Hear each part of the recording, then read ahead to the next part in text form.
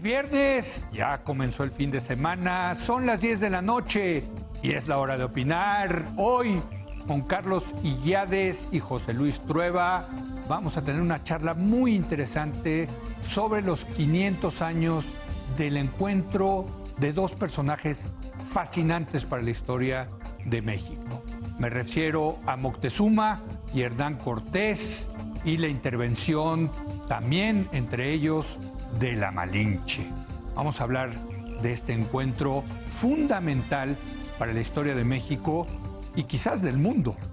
Así que quedes aquí en Foro TV, que ya comenzó la hora de opinar.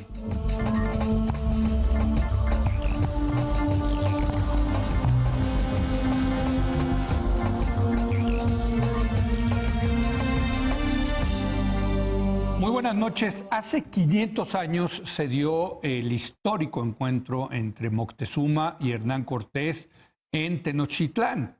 El 8 de noviembre de 1519 marcó el nacimiento, algunos dicen, de una nueva nación, de México. Es parte de la polémica, pero que también hubo una fusión cultural que se dio como resultado de este encuentro y que ha determinado el México que hoy conocemos. Y para hablar de esta conmemoración, hemos invitado, y lo saludo, al historiador Carlos Illades. Carlos, muy buenas noches. Buenas noches. Gracias por venir.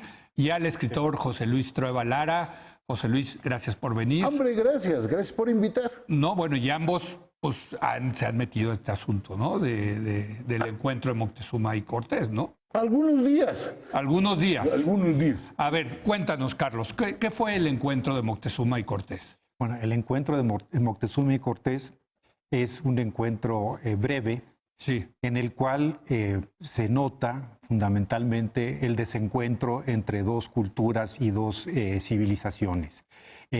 Normalmente los historiadores atribuyen que en el encuentro Moctezuma sacó o expresó, digamos, todos estos mitos, todas estas ideas, digamos, en torno a que la llegada de los españoles significaba la vuelta de Quetzalcóatl. Uh-huh. Pero no sé, fíjate, yo siempre me lo pensé al revés, que este desencuentro tiene como tres niveles. Un nivel léxico, es decir, cuando le traducen a Cortés, pues las personas que le traducen, perdón que lo diga, digo, yo sé que muchas pro Malinche ahorita me van a insultar, pero la Malinche no es una mujer de muy altos vuelos. No, claro que no. Y por lo tanto no es capaz de entender la sutileza del lenguaje político mesoamericano. Moctezuma le dice, yo soy carne y huesos, esto es lo que quedó de mis abuelos, te regalo esto poquito que me quedó. En el fondo ese es el lenguaje de un hombre poderoso que le ofrece a su rival la posibilidad de, mira, manito, sí, te puedes retirar de manera honrosa, porque aquí sí va en serio. ¿Qué le entrega? ¿Perdón? ¿Qué le entrega? Pues le manda de entrada a Veracruz, le manda el famosísimo Sol de Oro, esta Luna de Plata, le manda plumas y, ojo, le manda los trajes de los dioses.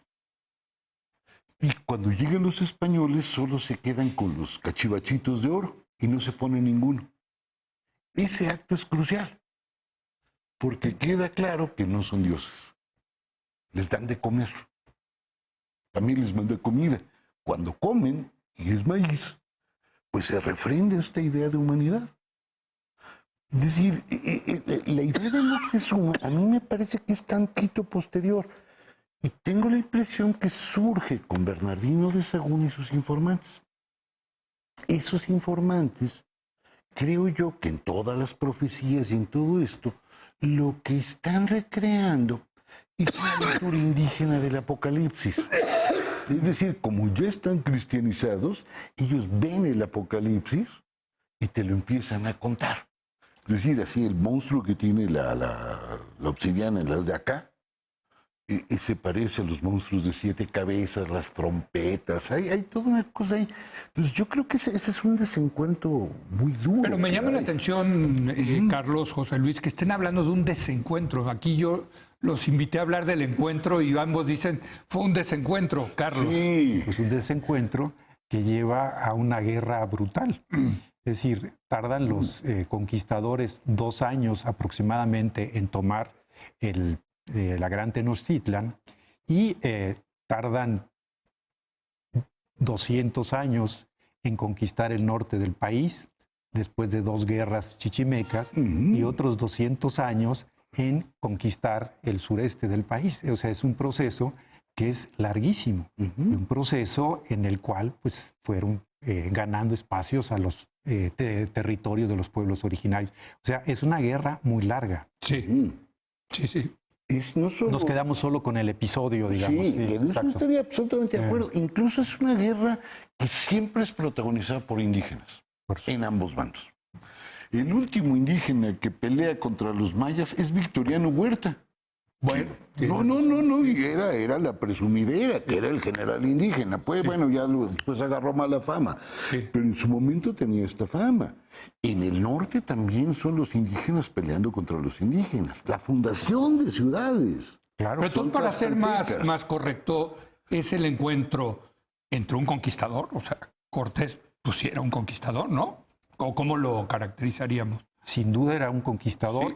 Lo que pasa es que era un conquistador que no se le subordinaba a la corona.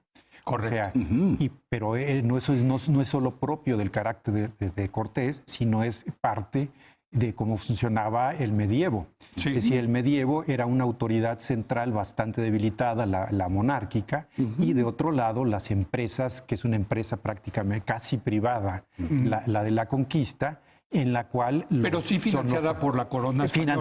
Financiada, pero no con ejércitos profesionales, sino eran decernarios, etcétera, los que participan, lo cual también contextualiza mejor el cómo se resolvió la conquista. Es decir, no eran tampoco los grandes guerreros, sino eran guerreros semiprofesionales en el mejor de los casos, y lo que ayuda bastante a que se realice la conquista es el enfrentamiento, lo que decía José Luis, entre los pueblos indígenas. Una de las primeras cosas que hace Cortés es quitarle el tributo a los que son los tarascos, ¿no?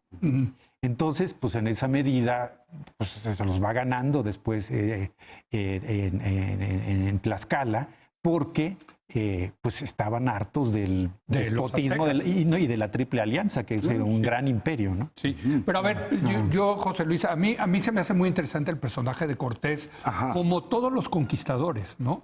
Porque hoy en día creo que ya no tenemos conquistadores de ese tipo, ¿no? No, de ese tipo ya no.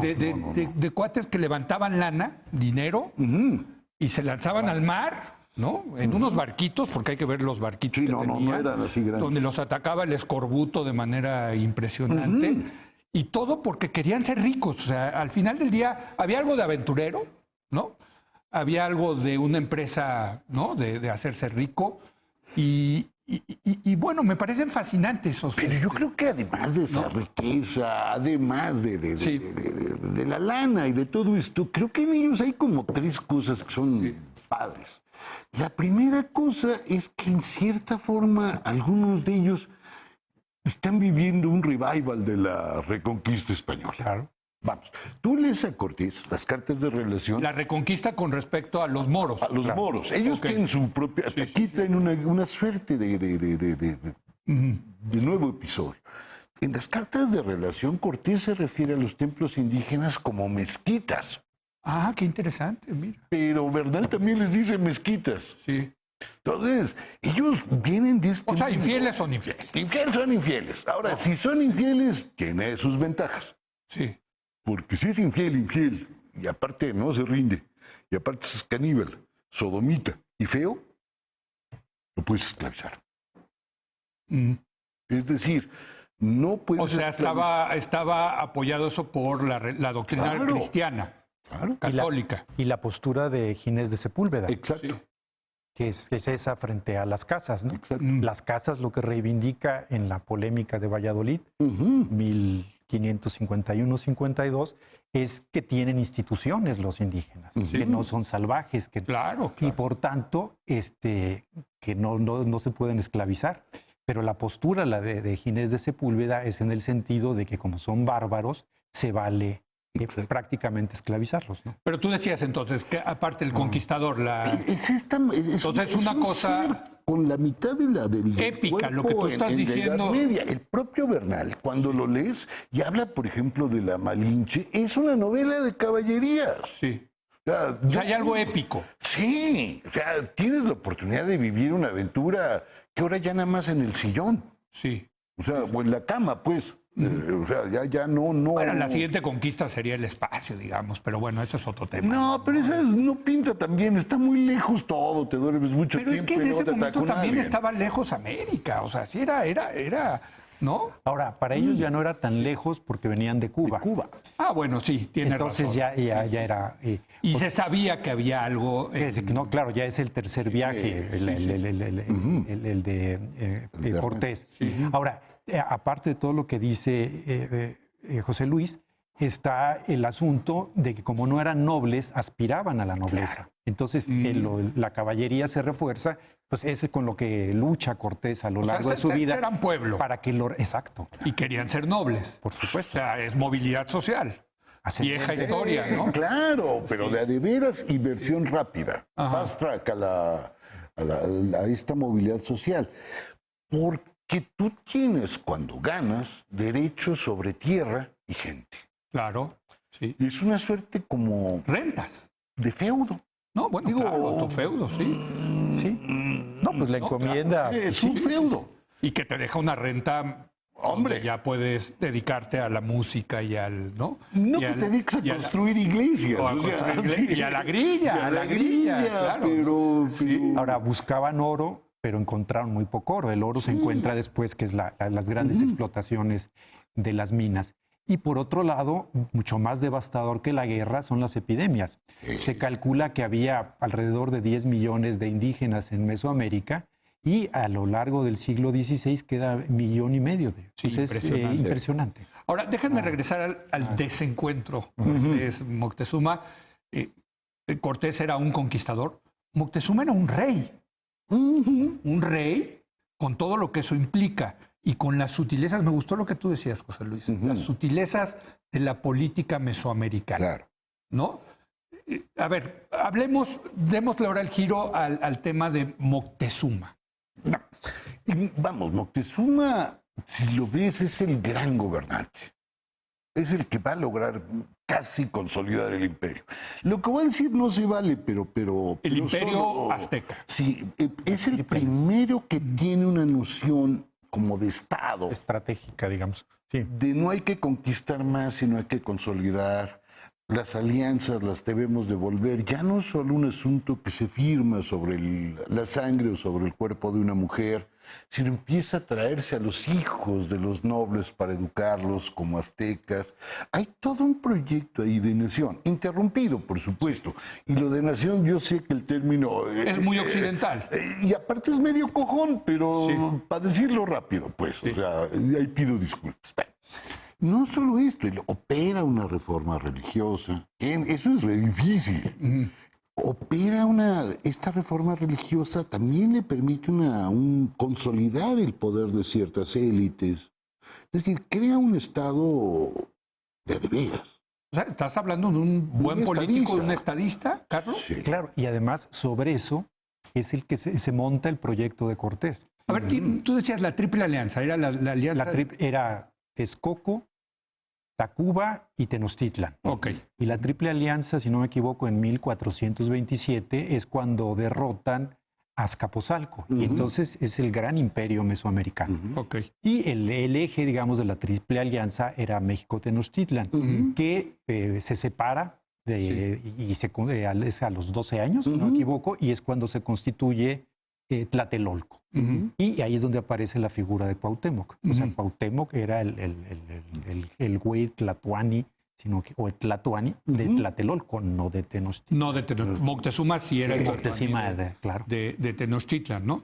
Ahora, entonces, pero es que se me hace fascinante pensar en esa reunión. De hecho, creo que se podría hacer una buena película, ¿no? Sería la gran escena. ¿No? Mira, O sea, un conquistador que viene de Castilla, Ajá. de Extremadura, si no mal recuerdo, que es una tierra muy agreste, muy dura en Castilla, ¿no? Con un hombre de Estado, con un político, como era Moctezuma, ¿no? Desde hace 20 años Werner Herzog ha buscado dinero para hacer la película. ¿sí? Nunca lo ha conseguido. No del encuentro, sino de la conquista de Tenochtitlan. Sí. Y bueno, pues sería una película muy cara. Yo creo que sí. Claro. Sería muy cara, pero esa escena que tú dices, ¿no? Ahora, yo creo que ese encuentro, ¿Dónde fue el encuentro? pues más o menos, perdón, los más o menos, rumbo entre el metro Pino Suárez y el metro Zócalo. Acuérdate que toda la historia prehispánica es pura línea 2 del metro. No. Xochimilco, Iztapalapa. Ya es la gran Tenochtitlan. Sí, ahí ya es en la entrada, después de estos puentes que atraviesan la laguna y miden varias lanzas de ancho. Sí. Ahí se encuentran. Y ese momento, a la gente que le gusta tener fechas de ruptura, Sí. ese día yo creo que es el momento en que cambia una buena parte del mundo. Ujú. Toda la acumulación europea de veras va a empezar después de ese día. La posibilidad de convertir a Nueva España en una suerte de centro del mundo que atraviesa todo, ocurre ese día. Vamos, el mundo moderno. Por supuesto, ahí están los orígenes de la globalización. Es que exacto, algunos hablan de la primera globalización fue esa, ¿no? Ahí está, Sí. en esos minutos. Sí. Y es un momento en que también se encuentran dos caníbales. A ver. Un caníbal, que es Moctezuma, que come hombres pensando que va a lograr detener la ira de los dioses y a mantener a los humanos. Y otro caníbal que come hostias para pensar en la salvación de los humanos. Son dos religiones absolutamente distintas, capaces de alimentarse del cuerpo y la sangre, pero que no hay una conciliación ahí. A ver, sí, Quiero Carlos, decirte algo venga. de lo del Moctezuma estadista. Lo que hace Moctezuma es da la posibilidad de que Cortés se monte en esa estructura para después dominar, digamos, a la nobleza indígena. O sea, lo que había aludido José Luis es central después para el proyecto de Cortés.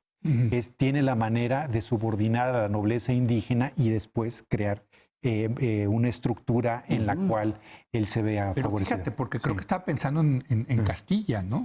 O sea, primero gánate a los nobles y luego súbete a esa estructura y de ahí conquístalo. Ajá. ¿Sí, no? Sí, Y paga deudas. claro. ¿Cómo pago deuda? Claro, él tiene que pagarle la deuda de la empresa. a la a empresa, los claro. que vienen con él y a todos los indígenas. Sí. O sea, los tlaxcaltecas no se suman nada más así de ando de malas No, y los odio. Los tlaxcaltecas saben que la guerra tiene que tener ciertos caminos. En ciertos momentos podemos pensar que utilizan al propio Cortés para sus fines Claro. políticos. Luego los propios tlaxcaltecas empiezan a crear ejércitos pequeños que le piden permiso a Cortés para ir a conquistar a su nombre. Es decir, la conquista del sur de Puebla, el norte de Oaxaca, también corre por cuenta de tlaxcaltecas sin españoles.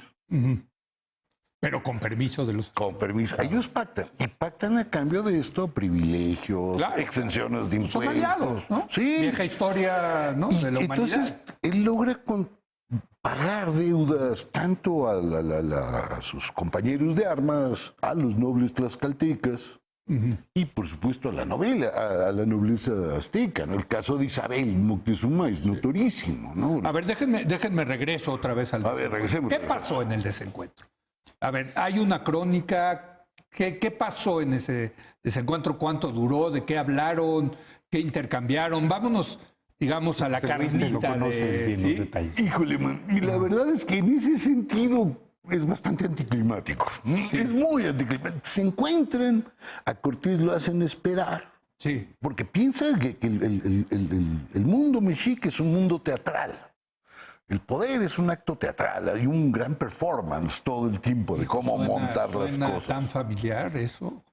a la semana pasada, sí, o a hoy en la mañana, o sea, eso no importa, pero acá lo hacían más bonito, pues ya te mandan un millón de cuates a barrer el suelo, otros te traen cargando, todos raspan el suelo, se lamen la boquita, entonces ya al final, pues llega Moctezuma, se encuentra con Cortés, y Moctezuma se quita un collar, y se le ofrece a Cortés, y Cortés se quita otro, se lo pasa a Moctezuma y lo quiere abrazar. Y le dice, no, una cosa es intercambiar chivas y otra cosa es que me lo andes toqueteando. Al Tlatoani no se lo puede tocar. No se le puede tocar. Porque él es un ser, voy a aventar una palabra. Divino. Liminar.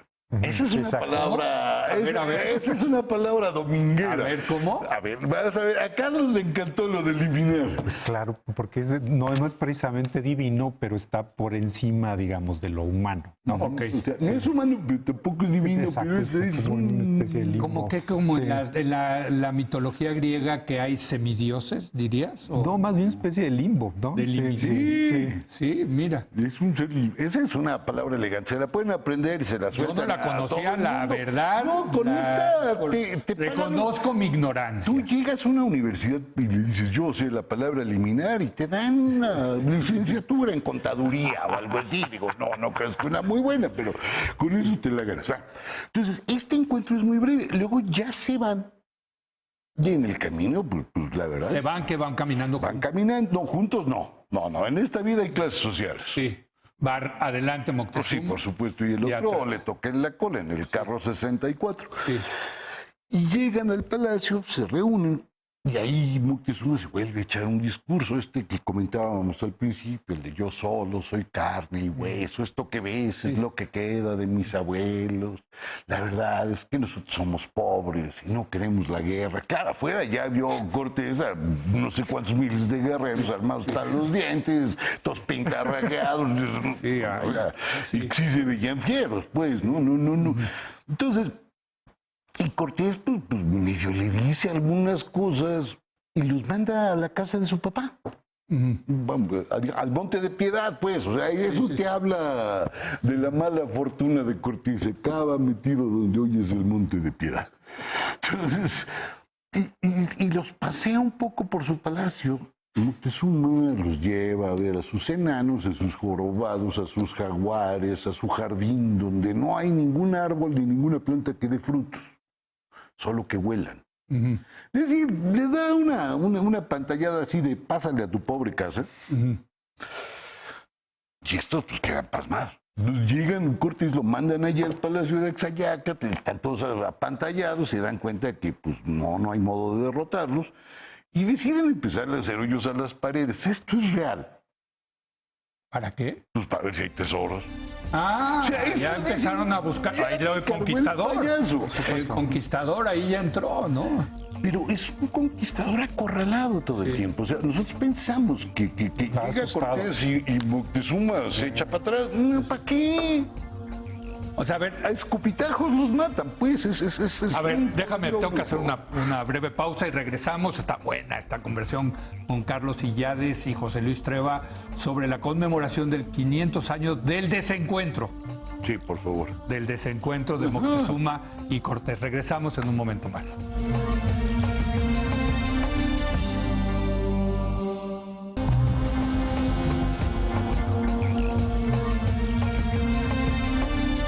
Estoy mintiendo muchísimo. No. Es que le estaba diciendo aquí a José Luis Trueba que yo sí estoy aprendiendo muchísimo y él decía, y nosotros mintiendo muchísimo. No. Estamos con José Luis Trueba y Carlos Illades platicando del encuentro o desencuentro más bien entre Moctezuma y Cortés. Se han cumplido 500 años. Estamos desde luego a punto 2 años de conmemorar la caída de la gran Tenochtitlán. Y nos quedamos en un tema muy interesante porque creo que tenemos la falsa idea de que los españoles venían en sus caballos y con sus arcabuces y con sus ya tenían armas de pólvora, etcétera, y que los que tenían miedo eran los pueblos originarios, los aztecas. Y tú, bueno, ustedes dos me decían, no, al revés, los que estaban muertos de miedo eran los españoles. O sea, los españoles son 500. Sí, alrededor no de es 500. nada, claro. No es nada. Sí. Los mexicas eran ferocísimos guerreros. era intimidante no solo su manera de vestirse, sino la presentación de las pirámides, de los templos, etcétera. Y entonces, más bien, los españoles, por el nivel de reflexión que tendrá Cortés, es que hay que buscar estrategias nuevas para poderse hacer del control y no simplemente, digamos, la guerra. Y aquí yo volvería a lo que platicábamos hace un rato. No existía una nación indígena y menos una nación mexica. O sea, había una profunda división y es la que Cortés decide profundizar para poderse hacer finalmente la victoria. ¿Qué había entonces? ¿Cómo lo definirías? Pues un montón de pueblos originarios que eran subordinados y eran rendían tributo y pagaban tributo a la Triple Alianza. Entonces eran pueblos sometidos por la Triple Alianza y en esa medida eran pueblos que querían zafarse de ese yugo. Pues no en balde, pues está la matrícula de tributos, que era lo que exigían los mexicas a los pueblos que gobernaban. Pero cuando hablas de pueblos, ¿qué los caracterizaba? ¿Su religión, su lengua, su cultura? Claro, eran distintos pueblos indígenas, aunque todos eran mesoamericanos, al menos los del principio. Después, cuando se van hacia el norte, los chichimecas ya son fuera de Mesoamérica, que tenían culturas distintas, pero que se podrían englobar ahora en lo que llamamos Mesoamérica. Sí, ahora, estos pueblos no solo son pequeños, algunos son pequeñísimos caseríos y los más grandes son ciudades. Es decir, déjame decirlo de una manera un poco radical, solo para que quede más claro. El imperio de Moctezuma es Tenochtitlan. Lo demás son subordinados. No hay una ley común, no hay una lengua común, no hay... Bueno, en algunos casos sí habría lengua común, bueno, pero no hay esta noción de un poder estructurado bajo unas mismas leyes, con una frontera común, no. Son grupos que van a chocar. Ahora tienen 700, 800 años de existir las ciudades. Sí. O sea, Teotihuacán, etcétera, del periodo clásico. Entonces tampoco era novedad las ciudades. Déjenme preguntarle sobre eso. ¿Qué era la Gran Tenochtitlán? ¿Cómo? Porque, digamos, uno luego comete el error de tratar de ver la Gran Tenochtitlán con lo que hoy es la Ciudad de México, ¿no? Nada que ver. Con los ojos que tenemos hoy, con los lentes de hoy. Hay que verlo con lo que era en ese entonces y lo que era para un español la Gran Tenochtitlán.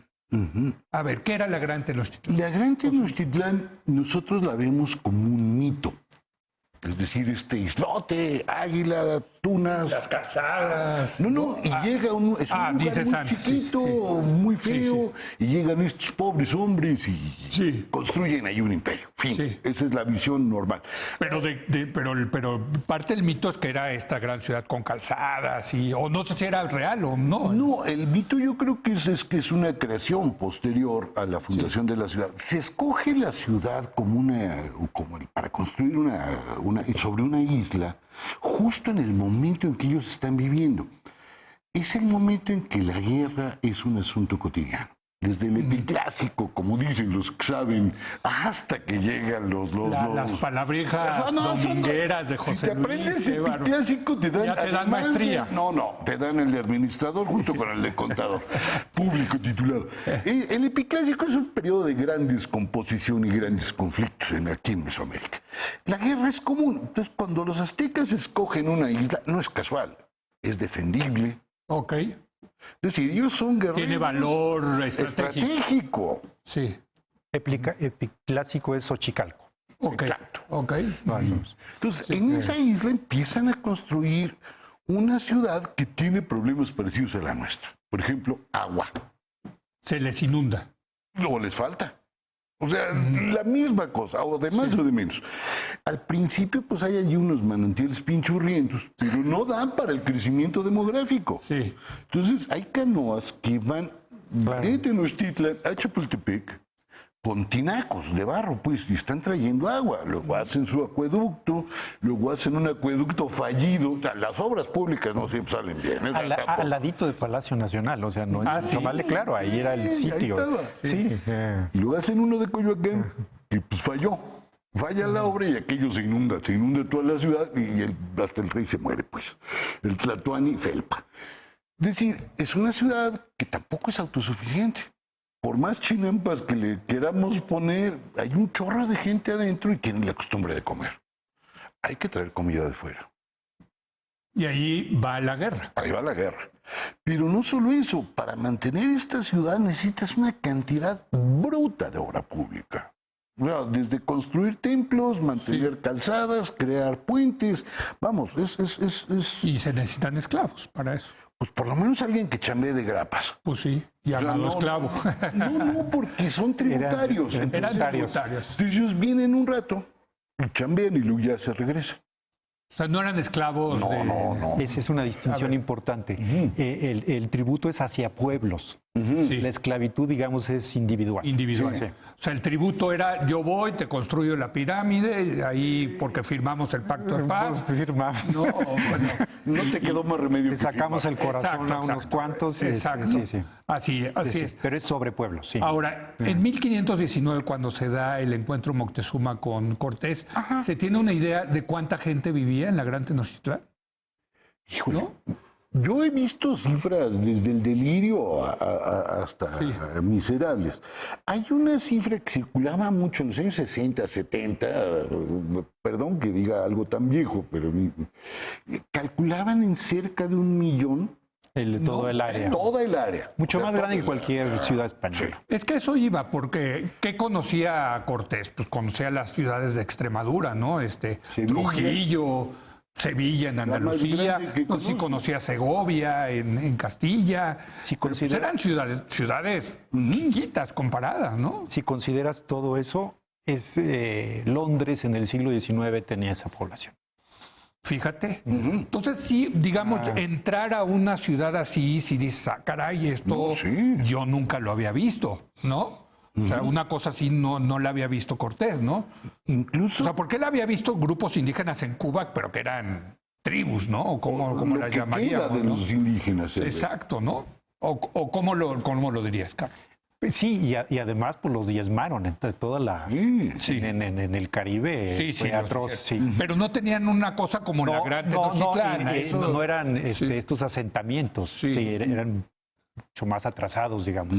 O sea, porque yo lo que me quiero imaginar otra vez, si quieren desde un punto de vista cinematográfico, Ajá. es la sorpresa del conquistador entrando a una cosa como la Gran Tenochtitlán, ¿no? Ellos vienen por Paso de Cortés, vienen por el rumbo de Puebla, digamos. Por Puebla, claro. Algo- Sí. Para decirlo fácilmente.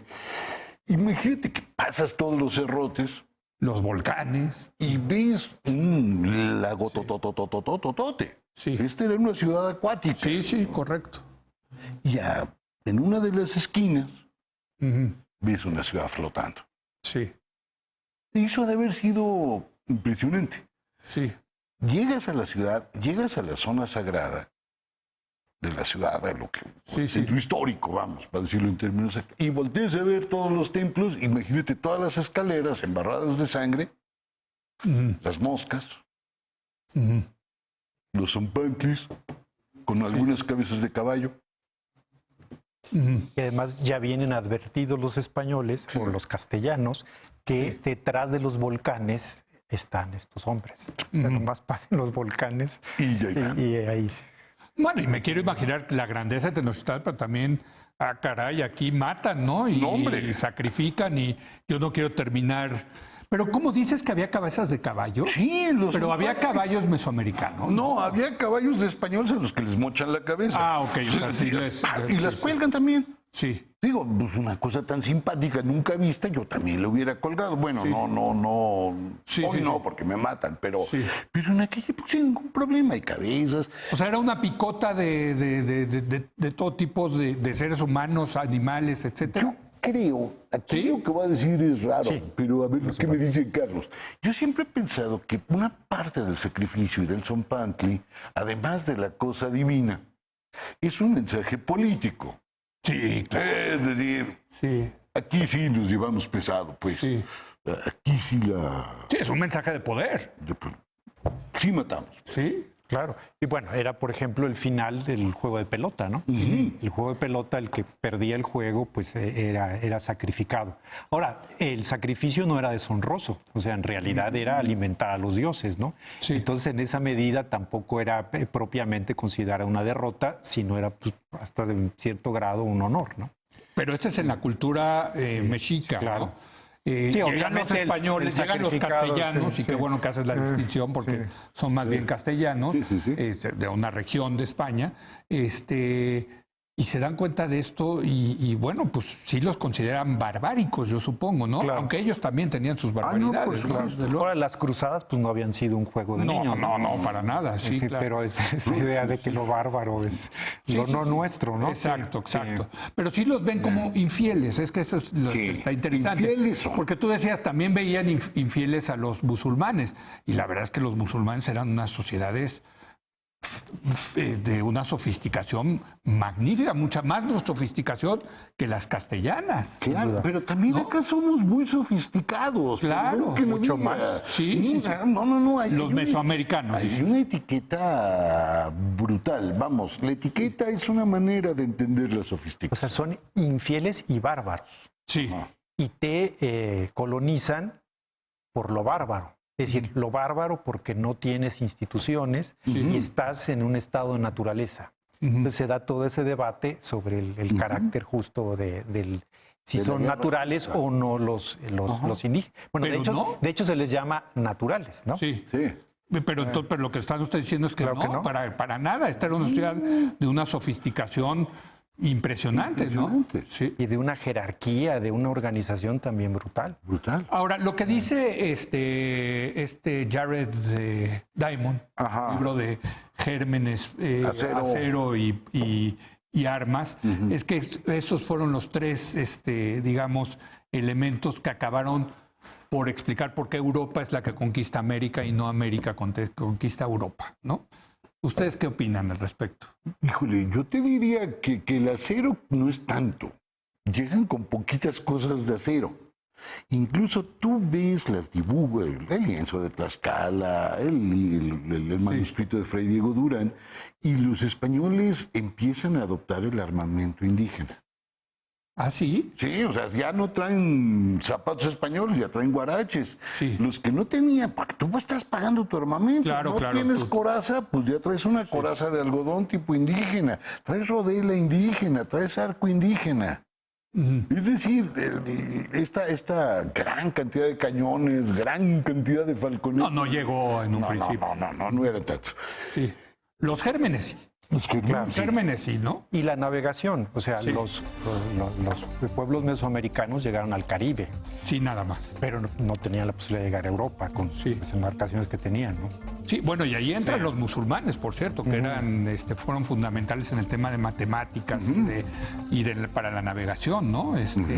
Y la idea esta de que el mundo no era plano, por cierto, ¿no? Claro. Sí, Y tecnológicamente no era posible que hubiera ocurrido. Exacto, exactamente. Bueno, déjenme hacer una pausa y ya regresamos a concluir esta charla muy interesante sobre los 500 años del encuentro entre Moctezuma y Cortés. Regresamos.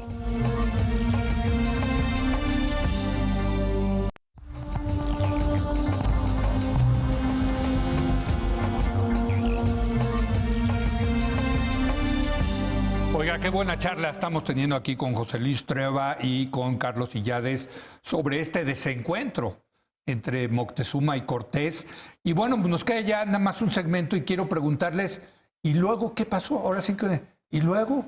A ver, van y los ponen, los hospedan en el palacio del padre de Moctezuma, de Atlixcáyatl, ¿es correcto? Axcayácatl. ¿Y qué pasa después? Pasean la ciudad y van de asombro en asombro. Sí. Incluso Cortés los manda a algunos a ver qué hay alrededor, a buscar nuevas alianzas, a buscar metales. ¿Cómo los veían los indígenas? ¿Cómo lo veían los aztecas? Pues los aztecas yo creo que no los veían como dioses. Por lo menos los naufragios. O sea, pero que hay tú de en el repente Caribe, ves ya habían dejado manos. a un tipo barbón, ¿no? Pues los indígenas generalmente eran lampiños, ¿no? Que olían a espantoso, ¿no? También los indígenas. Bueno, por eso, pero de olores diferentes. Pero déjame se poner. bañaban más. Eso sí, se bañaban Sí, sin sí, duda sí. más. Con una vestimenta diferente, quizá con una altura diferente. Pues, tú ves a alguien así en la calle y sí, es una sorpresa, ¿no? Pero Sí. si ya te lo comiste, no. Me explico. Y ya, a ver. Cuando eso- llegan los náufragos en toda la zona maya, Sí, solo quedan 2 sobrevivientes. sí, A los demás se los desayunaron. se los echaron. Y los torturaron y los mataron, etcétera. Sí. No. Entonces, ya sabes. ¿Cuántos habían llegado de esos? No sabemos, ¿No? son náufragos, perdón. Sí. Ahí los náufragos. O sea, iban rumbo al Caribe, los al agarran Cuba y los... mal aire y vas a dar allá.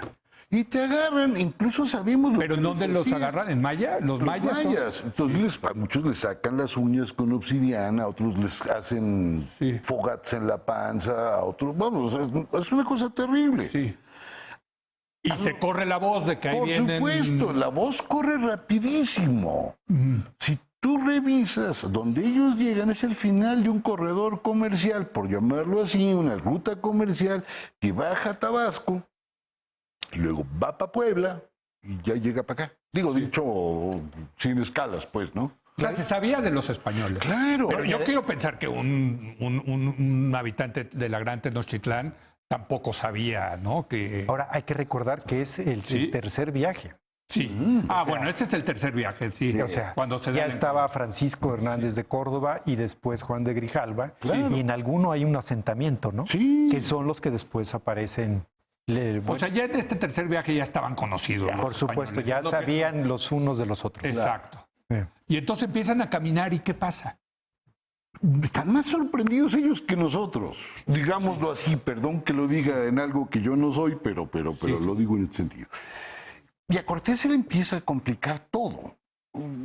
Diego Velázquez no está muy de acuerdo que se haya ido por la libre, manda tropas, Cortés tiene que abandonar parte de su ejército en la ciudad y salir a enfrentar a la gente de Velázquez. Y la matanza del Templo Mayor. Exactamente. ¿Qué es la matanza del Templo Mayor? Cuando se va a enfrentar a las tropas que ha enviado Velázquez, hay una matanza de Pedro de Alvarado en que liquida aparte incluso a la nobleza indígena. Entonces, allí también ya se exacerban, digamos, bastante los ánimos y si ya de por sí había cierto resquemor con respecto a los españoles, ahí ya la guerra es claramente abierta. Con los aztecas. Sí. Y otra cosa que es importante, hay que ver lo fácil o lo relativamente fácil que llegó Cortés hasta la Ciudad de México, la ahora Ciudad de México, y lo tardado que es apoderarse de la Gran Tenochtitlan, ¿no? O sea, se avienta no sé cuántos miles de kilómetros relativamente rápido, ¿no? Sí. ¿Y eso se debe a los caballos? ¿O?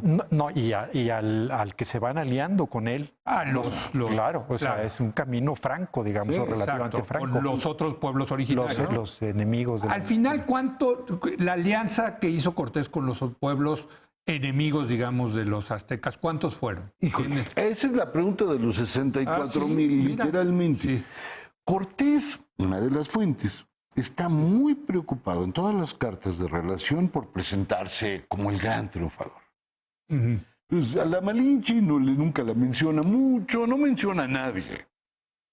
Ujú. madre de un hijo de él. Sí. Sí. Él Ya tenía un hijo. claro, Lo tuvo un hijo con la incluso Malinche, sí. minimiza a los indígenas. Es decir, Cortés sabe que está endeudado, sabe que lo logró, pero en las cartas de relación siempre es muy cuidadoso. Es decir, el número exacto de seres humanos que participan en esta alianza no es claro. Lo que resulta raro es cómo contamos.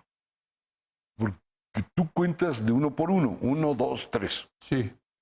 Ellos contaban por pueblos. Mm. Vienen los de Tlaxcala, vienen los de Tizayuca, vienen los de... Escoge tú, los de Zempoala, por decir Sí. 3, claro. Ahora, te preguntabas por lo que se preserva, lo que dura. Nada más hay que pensar que es Miguel Hidalgo el que elimina el tributo. O sea, 300 años. Durante toda la colonia. Sí, o sea, obviamente no con la importancia que tuvo antes, pero la institución no desaparece, sino con la independencia. ¿Y a quién tributaban entonces? ¿A la corona española? Sí. Sí. Ahora, déjenme, pues, de ver, pues, en toda esta historia está la Malinche, ¿no? Ahí como parte de esta historia, ¿no? Era la traductora. Ella, ¿Cómo había aprendido ella el castellano? ella nace en Coatzacoalcos. Sí. El papá, digamos, la comercia a un noble es de Tabasco, se va a Tabasco y Cuando dices la comercia, estás diciendo algo. La vende. What does that mean? Ahora sí La que- negocia, la casa, digamos. Ajá. La casa. Y ella ya, allí es cuando aprende el maya. Y pues tenía cierta facilidad cuando llegan los españoles, les traduce. Sí. Al menos, bueno, empieza a aprender el español y tiene la capacidad de traducirles. Entonces, digamos, su papel es fundamental en la medida en que allana, pues para algunos es el inicio del mestizaje, ¿no? Sí, claro. Es la que posibilita lo que se llamaría ahora la interculturalidad, ¿no? Sí. O sea, es la que puede hacer ese tránsito, aunque haya sido muy, digamos, limitada, Sí. pero tenía pues ciertas dotes que le permiten por lo menos aprender un par de lenguas. ¿Y sí seduce a Cortés? ¿O Cortés se está seducen? seducido consigo mismo.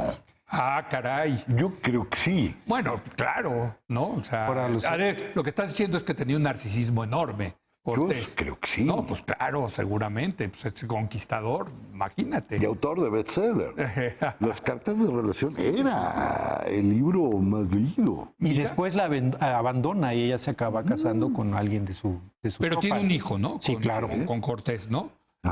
Pero a ver, tú decías cuando le tradujo de Moctezuma y eso, quizá la traducción no haya sido tan exacta. ¿Esto de dónde, cuál es la fuente?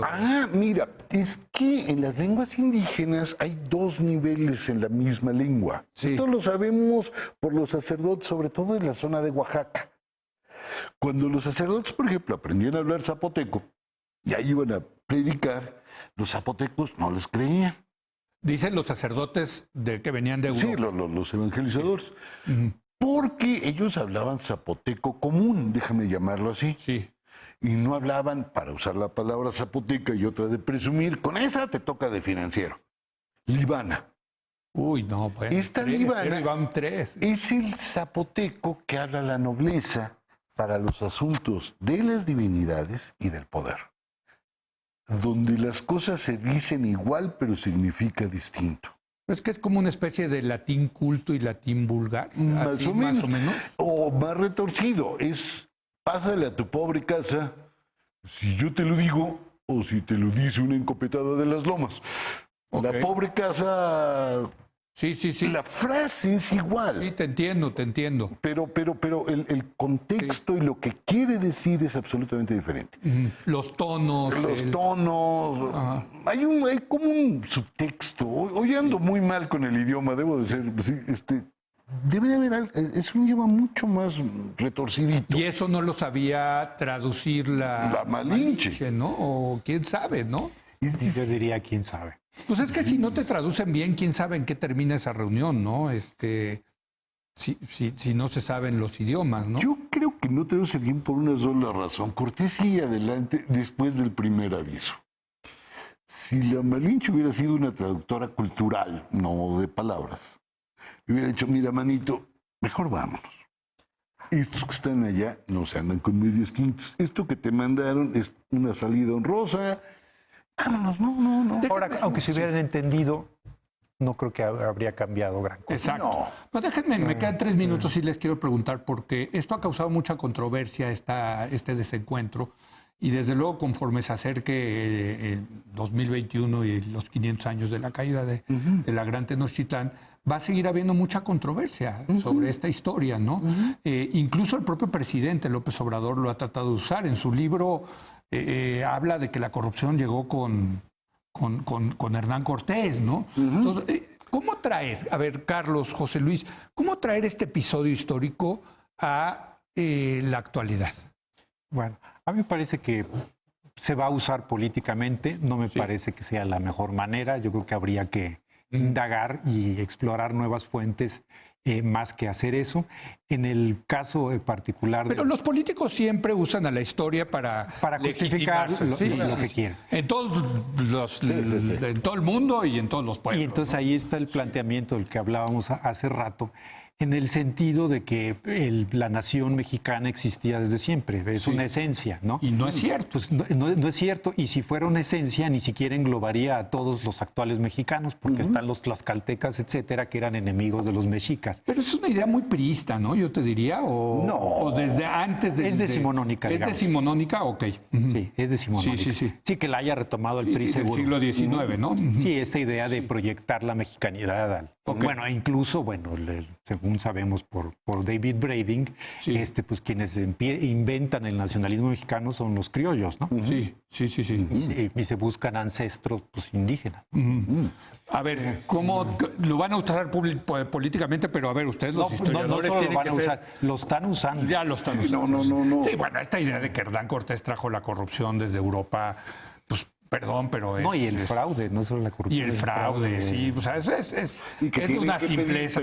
Pero yo creo que tiene que no es tonto. Desde luego, el presidente no es nada tonto, ¿no? Sino que sabe que eso sí pega, tiene una resonancia para muchos mexicanos, ¿no? Por supuesto, apela a ese nacionalismo del que habla Carlos. Del libro de texto, ¿no? Y habla de algo más raro, que a mí me parece extraño. Habla de un pasado promisorio. No de un futuro promisorio, sino de un pasado promisorio. Es decir, el régimen parece que no tiene nada en el futuro, sino un mundo sin globalización, sin corrupción. Es una historia circular, la de López Obrador, claro. Y su regreso es a ese paraíso donde éramos a todo dar, andábamos encuerados, usábamos plumas, no éramos corruptos. Históricamente nunca ha habido paraísos, ¿no? Por eso... No, esa es la desgracia. Digo, por eso nos corrió Dios del paraíso. O sea, si te lo crees, pero bueno. ¿No? La idea de la historia del presidente es circular. La historia se repite y por tanto es útil conocerla, ¿no? Ahora, en eso sí es liberal López Obrador. Es la idea liberal de la historia en la que gana Cuauhtémoc, ¿no? Entonces, bueno, pero Cuauhtémoc no ganó. No, pero gana el de imaginario. No, claro que no. Sí. O sea, la que se acaba imponiendo. Ganan los buenos, digamos. Exacto. Entonces, eso en realidad viene el 19. Sí, a mí lo que me parece, y digo, evidentemente en la historia se puede decir si hay buenos, malos, etcétera. Hay cosas muy el que hace historia de verdad tiene que matizar, ¿no? En realidad no hay buenos y malos. Y no hay buenos y malos, y a mí por eso me parece fascinante este momento del desencuentro entre Moctezuma y Cortés. Insisto, creo que se podría hacer una gran película sobre esas 3-4 horas que ocurrieron ahí, no sé. Sería yo lo vería divertidísimo. Ahora, el problema es que qué tal que nos vamos cotizando y le damos al señor Herzog, que hace cosas maravillosas. Sí. Nos puede hacer el Mesías Salvaje 2, el regreso de Moctezuma o algo así. Pues se hizo con lo de los incas, ¿eh? Sí, ¿no? El tipo ha hecho cosas maravillosas, pero es un asunto muy difícil. Ahora, no creo que el chiste de la película es que fuera histórica.